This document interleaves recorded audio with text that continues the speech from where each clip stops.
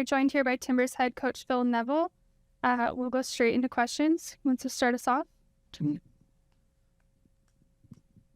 Velde and Carballo, the deals are over the line. Just how are you feeling after seeing them in the first couple training sessions with the team? Excited, good to go. They're fit, they're hungry, they've got experience, they've got quality, they've got personality. Everything that we scouted.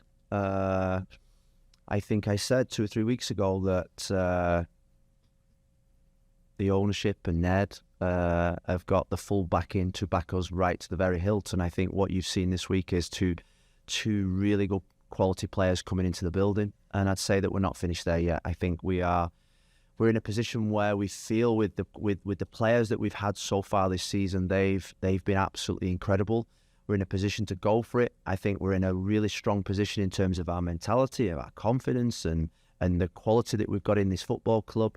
And we're going to go for it, and that's both on and off the field. And I think if you're a Portland Timbers supporter, I think these are going to be really exciting times. And you can never say in football that you're going to have success, but what I would say about the foundations that have been built over the last couple of seasons, and more importantly the investment and the backing that I've got as a manager. As a manager, I sit here today and say that this club's going to have success, and you can never guarantee that. But what does success look like? It means that we're going to have an exciting group of players on that field that are going to play a certain style of football in a certain way. Hopefully that brings us success. That's my job, and I can't thank people above me for the confidence and the backing that they've given me so far. And it's my job now to deliver. And I'm confident that we've got a set of players that can go out there in the right structure to be successful. With 2 new DP signings, Aander coming back, Kevin Kelsey playing his former team, does Saturday against Cincinnati feel like more than just a regular season game to you? Yeah, I mean, I think it has a playoff feel to it. I really do. I think I thought that when we went to LAFC. I think there'll be no different when we go to San Diego, or San Diego come to us, Seattle, Vancouver, Houston. These are going to be playoff games. And I think what I've learned about my team in the last 6 to 7 months is that the biggest games, I think turn them on the most. They've turned up in every single big game so far this season. I think it's what motivates them, it's what challenges them, it's what gets them out of bed. And I think what I would say about Saturday's game is that we're playing against, I feel, the best coach in the MLS over the last 2 or 3 seasons. Someone that I admire. Why? Because I don't think there's any with Pat Noonan. I think what you see is what you get, and I think that's what you see from his team. And they're a team that consistently play well, both at home and away. And they're a really good organisation. And I think that's why Saturday's game is going to be a really fantastic game for all supporters. And what we need on Saturday more than anything, we need every Timbers Army supporter to turn up with their best voice. We need to have 12 people out on that field on Saturday, and the biggest one will be in the stadium, because we need to make it intimidating. Phil, it's one thing for ownership to say they're going to spend money and say they're going to do something at the deadline, and it's a whole nother thing for them to execute. Yeah. I know you're not technically new here, but this was a big moment early in your career here with the Timbers, and I'm wondering what did their action reinforce to you and your kind of belief in this organization? Well, I'd say, and I'm going to go back beyond me. I think this ownership I've always backed this organization, both on the male side and the female side. When I was the Lioness manager, the best game of football I used to see every week was watching the Portland Thorns games with my players playing in the Portland Thorns games. You look back at some of the players that have played for the Portland Thorns even. So I don't think there should be any question marks or questions about the investment, supportiveness, the encouragement or whatever to this organisation, because I think they've put the money where their mouth is. And I'd say that yes, the MLS is going in a direction where teams are spending vast amounts of money, but the ownership that I'm working for are doing the same. And I'd say from the very first moment I got in here and I met Merritt and I met Ned at a golf club somewhere in Portland, they said, we're going to back you to the hilt. And they've done that with, and sometimes the support is far more important than the investment. I felt before we've invested in these players, I felt the support of this organisation in the way that we are producing our old players. We're producing young players. We're turning young players into multi-million-dollar players at this football club. You look at that with the sale of Santi Moreno, a young boy that's come into this organisation that now has been sold. Aander is another example of someone that came in at a level, has now left to an even greater level, I think. And that is testament to the work that's been done with every single staff member in this building as well. We are improving players every single day to become better at their jobs. And I think if you as a young player in world football now, particularly in this part of the world, I think this is the club that you should be looking to join, because this club gives young players opportunities. And I think what I want to see from this young team over the next 3 to 4 months, I want to see them release all fear and insecurities and just go for it. Because that's the backing that we've got from people up above. They want to see exciting football, and they're going to back us to the hill to get that. And I think what you've seen over the last 2 weeks, and what you'll see in the next 3 or 4 days, you'll see an organisation that is really, really in a good place. Phil, good morning. Congrats on the new lads. On the new lads, fellas, guys. guys, yeah. Sorry. They said new contract then. I thought, oh wow, thank you.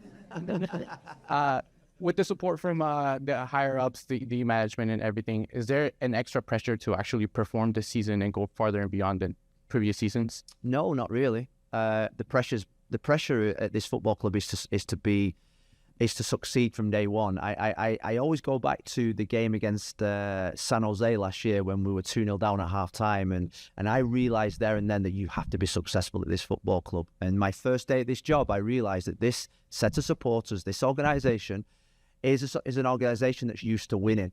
So I think, what have we done? We've given ourselves a really good chance, a really good opportunity. We've put ourselves in a really good place to go and get success. Now we've got to go and deliver it on the field, and that's the exciting bit for me. Is that the excitement is we've got a set of supporters that are dying for success, dying for an MLS Cup final, dying for a playoff game, and we want to deliver that for them this year, and that's why we're so excited. Hey, Phil. How you doing? Doing well. How are you? Nice. Busy. Bit cooler today. You know? My air conditioning broke at home, so the last 2 days have been not been nice. Today, the weather changed. Yeah. Rain tomorrow. With all the changes, I kind of want to talk about how your messaging is going in the locker room. Santi's gone. We have 2 new DPs, but we've also seen guys that have gotten a chance to really show off. Yeah. Without those spots being filled. We talked about Lassiter last time we chatted. So what is your message to the guys that are going out there improving themselves with new DPs coming in and that balance? Oh, those guys will play. You know, I think it's what I said to Felipe and to Kristoffer is that when we've now got incredible competition. You think about that left hand side now with Lassiter, with Omir Fernandez, with Anthony. With Kristoffer coming in, there's real competition for places. Lassiter's put himself in a really good position for purely on performance, and performance will keep you in the team. And I'd say that, you know, somebody said to me this morning, we've got a hard job picking the starting 11. Well, let me tell you, we've got a hard job picking the 20-man roster, because there's going to be 3 or 4 players not even in the roster. So what I would say is the training performances, the training levels has just shot through the roof, and it's competition for places now. And you know, I think in football, if you like competition, you're going to thrive. If you don't, you're going to get walked all over. And what we've seen this week, we've seen that jostling for positions in a race. And the next couple of weeks, when the new guys can come in, it's going to be really difficult to pick a starting 11. But I hope that the intensity levels means that you go out there and you've got to earn your place every single day with behaviour, with your discipline, with your concentration, and more importantly, with your performance levels. And there's no excuse now. With 8 games to go, and there's no excuse. There's no, oh, we're going to rest people. There's going to be no rest. We've got 1 game a week, apart from 1 week, I think. We've got 3 games. No rest, no recovery. It's just every game's a cup final. Coach, I think you touched on this last training, but can you describe just how Velde impacts winning and his characteristics that make him a DP? Yeah, I think there's 2 different types of people that we go through on the recruitment. The ones where you have conversations. You have conversations with some people, some players, necessarily the younger players, where you spend a lot of time explaining their role, their responsibilities, the club. And when you speak to certain players, they end up interviewing you. And Velde is definitely one of those, and Felipe as well, where you set out maybe 45 minutes, and after 2 or 3 minutes, they're happy, or you're happy with what they're doing. And Velde, Felipe was one of those conversations where you go on with a list of questions and they actually end up asking you the questions. That tells you about their personality. We need personality in our team now. We've got a group of players that have been amazing, but you know that they've struggled at times with certain games when teams have dropped off us or we've been a goal down. That we now need men in the team, players that can grab a game by the scruff of the neck and win it on their own. And I'd say that Kristoffer Velde is one of those types of players that I think when he walks out at Providence Park on Saturday with a full house, I think he'll think it's his stage, and that's what we're looking for. What's it been like watching Aander's success this season, and how do you stop him? I